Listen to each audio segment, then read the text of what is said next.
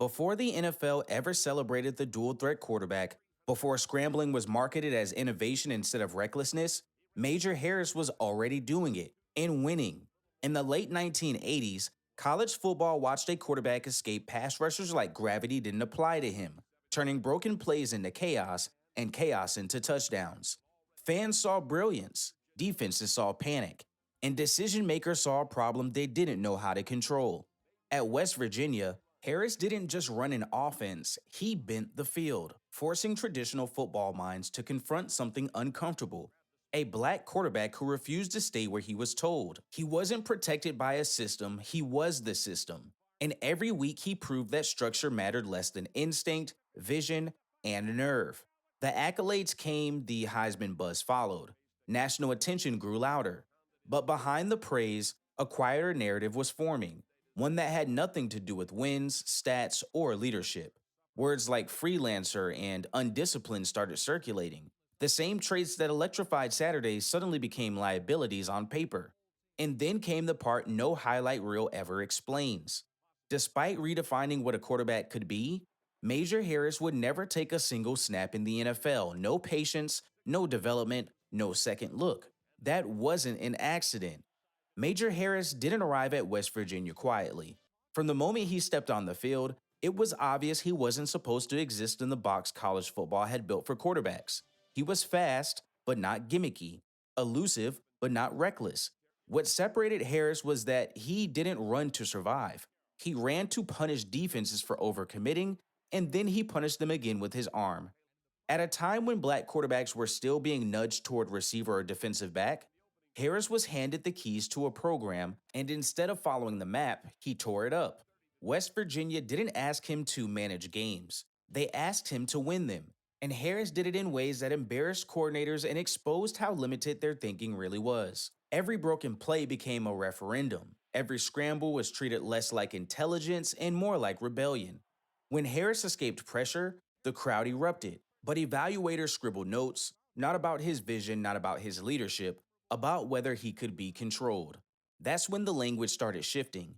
He wasn't praised for creativity, he was questioned for discipline.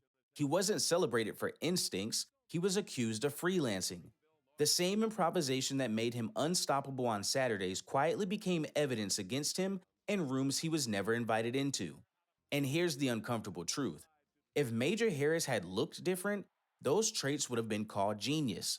Instead, as his fame grew, so did the resistance to what he represented. A quarterback who didn't ask permission to redefine the position. College football loved him because it sold tickets. The next level watched closely, not to learn, but to decide whether someone like him should be allowed to exist at all. Because once you threaten the old order, talent stops being impressive. It becomes dangerous. And what happened next would prove just how quickly greatness could be reframed as a problem. By Major Harris's second season, college football had a problem it couldn't talk about honestly.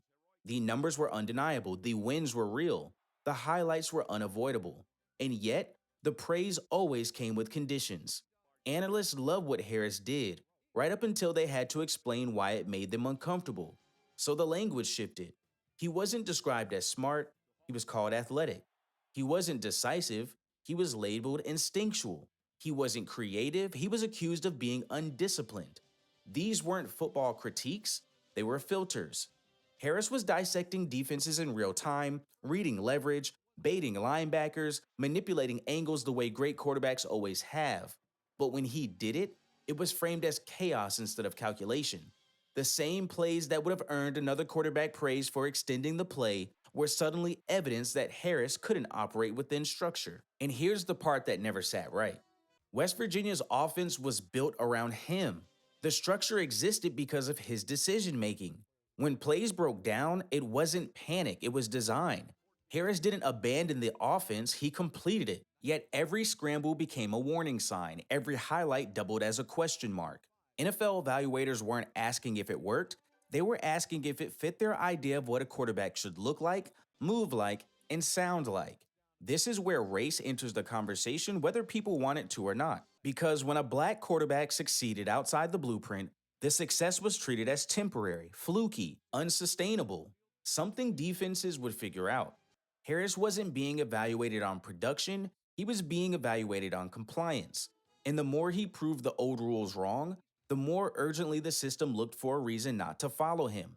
The terrifying part for Major Harris, he hadn't even reached his peak yet, and the moment that should have cemented his future was about to do the exact opposite. By the fall of 1988, Major Harris wasn't chasing validation anymore, he was forcing it. Every Saturday became an indictment of what college football said a quarterback was supposed to be. Harris controlled games with his mind first and his legs second, manipulating defenses that overcommitted, freezing linebackers with his eyes, and punishing anyone who mistook movement for panic. West Virginia didn't just win because Harris was athletic. They won because he processed the field faster than the men trying to catch him. The numbers backed it up, the film backed it up, and the country felt it. Harris finished the season as a consensus All-American, piling up total offense in ways few quarterbacks ever had, and placed himself squarely in the Heisman Trophy race, finishing third in voting. In theory, this was supposed to be the ceiling breaker, the moment where questions died and careers were guaranteed. But something unsettling happened instead. The louder Harris's resume became, the quieter the enthusiasm grew behind closed doors. Praise turned conditional. Admiration came with disclaimers. Analysts began talking less about what he did and more about whether it could translate. And that word, translate, did heavy lifting. It suggested that dominance required permission, that success outside the approved template didn't really count. Harris wasn't evaluated like other Heisman finalists. His wins were framed as system-driven. His instincts were treated as liabilities. His improvisation was portrayed as evidence he couldn't be trusted with structure, even though the structure only worked because of him. This is where the racial undercurrent hardened. When white quarterbacks bent the rules, they were innovators. When Major Harris did it, he was a risk. The frightening truth for the establishment was this: Harris didn't just succeed, he proved them wrong in public. And when a black quarterback does that without asking, accolades stop being rewards and start becoming warnings. Because once the sport acknowledged him fully, it would have to explain why players like him had been denied for so long.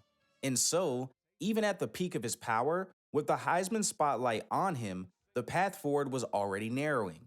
The question was no longer whether Major Harris was good enough, it was whether football was willing to live with what he represented.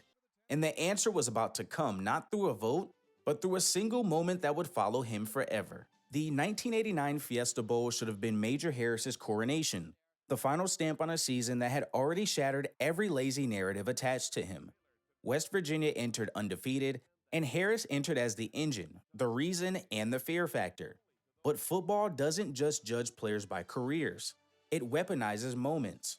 Early in the game against Notre Dame, Harris went down with a shoulder injury, and in that instant, something far more damaging than a loss began to form.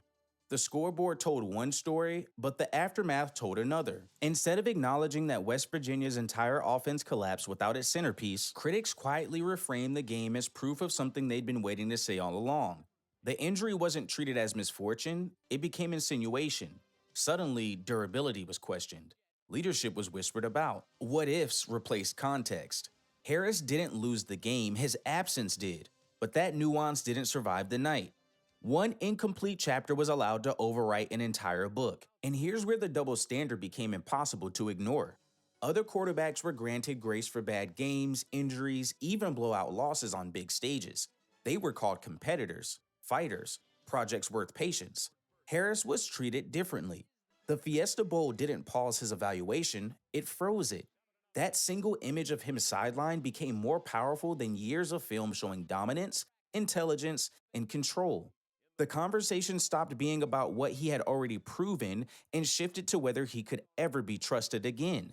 And trust for black quarterbacks of that era was always provisional. The irony is brutal. The same physicality that made Harris dangerous suddenly became a reason to doubt him, as if toughness only counted when it looked familiar. By the time the confetti fell, the decision makers had what they needed. Not evidence, but an excuse. The game wasn't remembered for what happened on the field, it was remembered for how easily it allowed old fears to resurface. From that point forward, Major Harris was no longer discussed as the future. He was quietly recast as a cautionary tale. And once that label sticks, it doesn't matter how wrong it is, because narratives, not talent, are what decide who gets the next chance. And for Harris, that next chance was already slipping away. By the time Major Harris reached the doorstep of the NFL, the verdict had already been decided, just never delivered publicly. Teams hid behind familiar language about fit and system, even though Harris had already proven he could run one at the highest level of college football. What he was never given was the same grace routinely extended to others: time, development, the right to struggle. Harris wasn't drafted to learn, wasn't groomed behind a veteran, wasn't even allowed the courtesy of failing on his own terms. The truth is as comfortable as it is undeniable.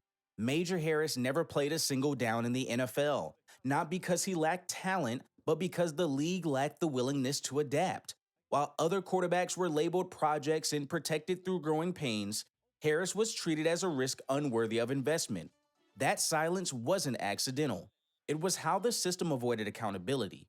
If you never let a player take the field, you never have to explain why he belonged there. And once opportunity is denied quietly enough, history can pretend it was never owed in the first place. But the absence of a chance is still a decision, and that decision says more about the league than it ever could about Major Harris. Years later, the NFL embraced everything it once resisted: quarterbacks who extended plays, trusted instinct, and turned chaos into advantage were suddenly celebrated as the future of the game. The style worked, just as it always had. What changed wasn't football, it was permission. But as the league congratulated itself for evolving, Major Harris's name was left out of the conversation entirely. He wasn't cited as a prototype or acknowledged as proof. He was erased. That omission matters because Harris didn't fail at the professional level, he was never allowed to exist there. The league's evolution came without reflection, without accountability, and without credit to the players who paid the price for being early. Progress, in this case, wasn't discovery, it was correction. And corrections are easier to make when the evidence has already been buried, which leaves an uncomfortable question hanging over modern football. If Major Harris had arrived a decade later, would his story even sound controversial, or would it simply be called normal? Major Harris didn't disappear because he wasn't good enough. He disappeared because acknowledging him would have forced football to confront a truth it spent decades avoiding. The position of quarterback was never just about ability, it was about permission. Harris proved, in front of the entire country, that intelligence, leadership, and innovation didn't need to come wrapped in a familiar image to work. And instead of adapting to that reality, the system chose the easier path. It waited, it let time pass, and then it welcomed the same style back through the door once it felt safe, sanitized, and separated from the man who introduced it.